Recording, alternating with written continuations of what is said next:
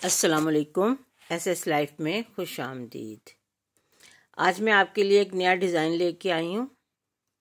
ये देखिए, इसमें मैंने शर्ट में कलियां डाल के तो कलियों में डोरियां लगाई हैं, बाजुओं और दामन पे भी डोरियां लगाई हैं और पांचों में भी डोरियों वाली एक पट्टी तैयार करके लगाई है।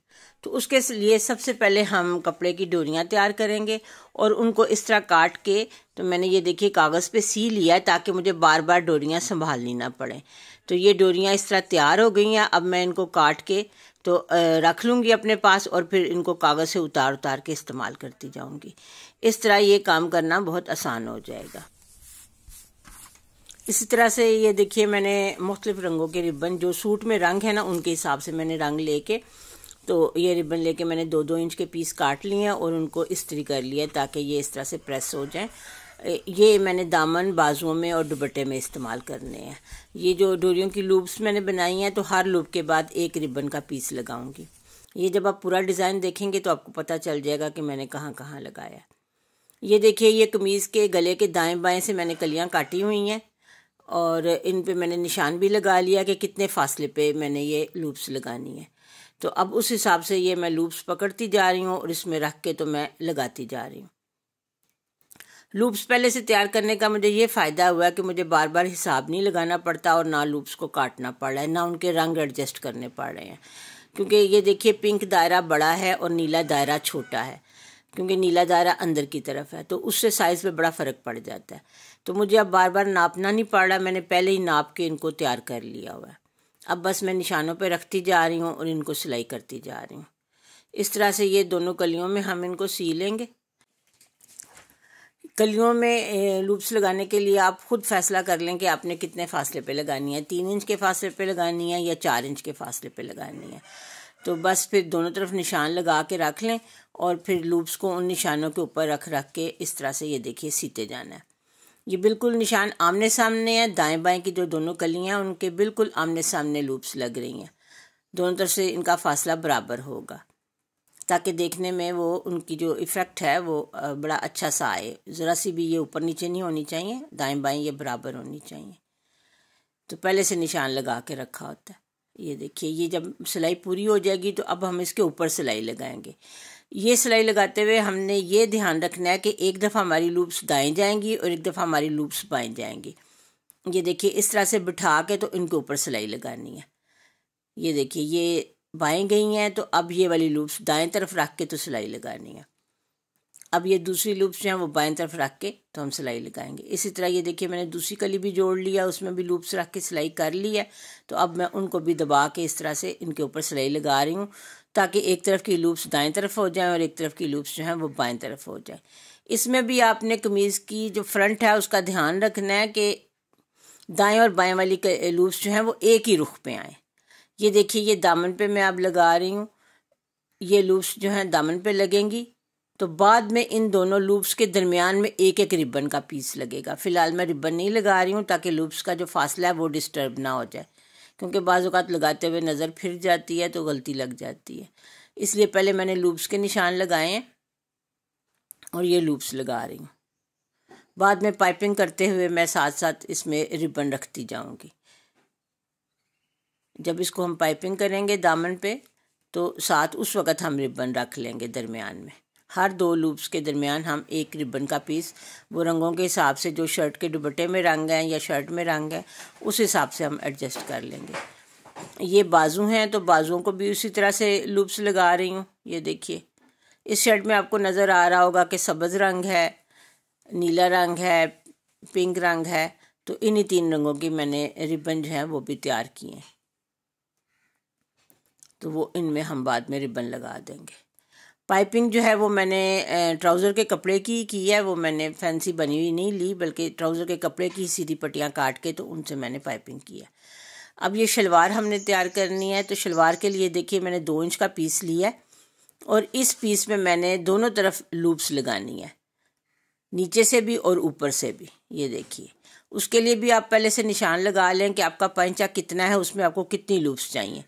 तो मेरा पंचा जो है वो 7 इंच है, उसमें मैं 2-2 इंच के फासले से लूप्स लगाऊंगी ताकि 3 लूप्स दाएं तरफ आ जाएं और 3 लूप्स बाएं तरफ आ जाएं। ये देखिए, इसमें आपने पांचे के सेंटर का बहुत ध्यान रखना है ताकि दाएं तरफ और बाएं तरफ वाली लूप्स जो हैं वो बिल्कुल बराबर आए। इसी तरह ऊपर नीचे वाली लूप्स भी लगाते हुए ध्यान रखना है कि ये दोनों लूप्स जो है ना बिल्कुल आमने सामने और बिल्कुल बराबर आए, खिसकी हुई नहीं होनी चाहिए। अगर ये ज़रा दाएं बाएं खिसक जाए तो देखने में ये अच्छी नहीं लगेंगी।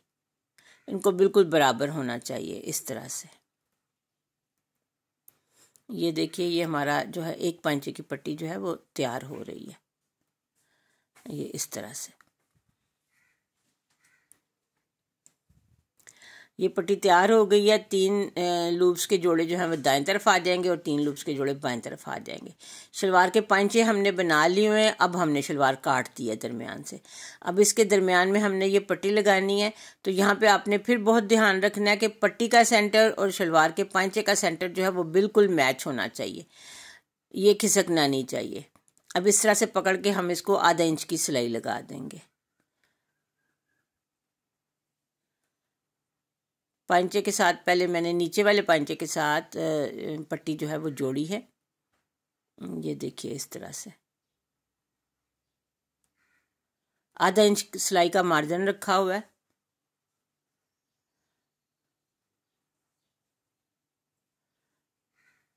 ये इस तरह से पूरा पांचा जो है ये सिलाई हो जाएगा।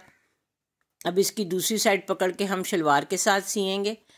तो वहाँ पे भी आपने बहुत ध्यान रखना है कि शलवार का सेंटर, पांचे का सेंटर और उस पट्टी का सेंटर सब कुछ एक लाइन में आए। तो उसके लिए बेहतर है कि आप इन दोनों चीज़ों को पकड़ के यहाँ पे एक पिन लगा दें ताकि ये खिसके नहीं। अब इसके ऊपर भी हम सिलाई लगा देंगे। उसका मार्जिन भी हमने आधा इंच ही रखा हुआ है। हर जगह सिलाई का मार्जिन आधा इंच रखें, बराबर सिलाइयाँ लगाएं तो आपके कपड़ों में नीटनेस आती है। सिलाई का साइज़ का बिल्कुल ध्यान रखना चाहिए। ये ना हो कि कहीं पे सिलाइयाँ पतली हों और कहीं पे सिलाइयाँ चौड़ी हों। आधा इंच का मार्जिन बिल्कुल सही मार्जिन होता है। इस तरह से पांचे को हम जोड़ लेंगे।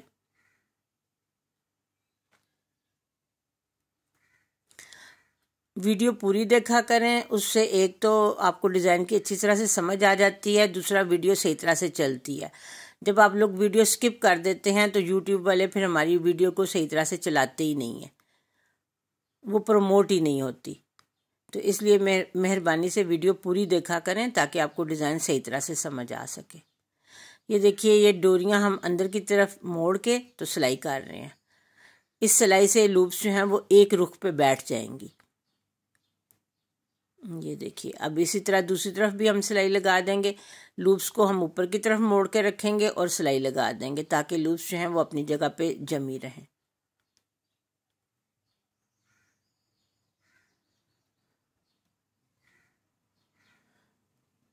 ये इस तरह से हमारा एक पांचा जो है वो तैयार हो गया। अब इस पट्टी के दाएं बाएं हमने 2-2 प्लेट डालने हैं। वो आपकी मर्ज़ी है, आपकी शलवार की लंबाई का हिसाब है या आपके कपड़े में गुंजाइश की बात है कि अगर आप 2-2 प्लेट डालें, प्लेट चौड़े डालें या पतले डालें, 3-3 प्लेट भी डाल सकते हैं। जितनी आपके पास कपड़े में गुंजाइश है आप उतने इसमें प्लेट्स डाल सकते हैं। मैंने इसमें दोनों तरफ 2-2 प्लेट डाले हैं और थोड़े से मैंने पिनटेक्स नहीं डाले, मतलब पिनटेक्स तो बहुत बारीक होते हैं ना, उनसे थोड़े से मैंने चौड़े प्लेट डाले हैं। ये इस तरह से पट्टी के नीचे तकरीबन आधा इंच के फासले पे मैं इसको प्लेट बना रही हूँ।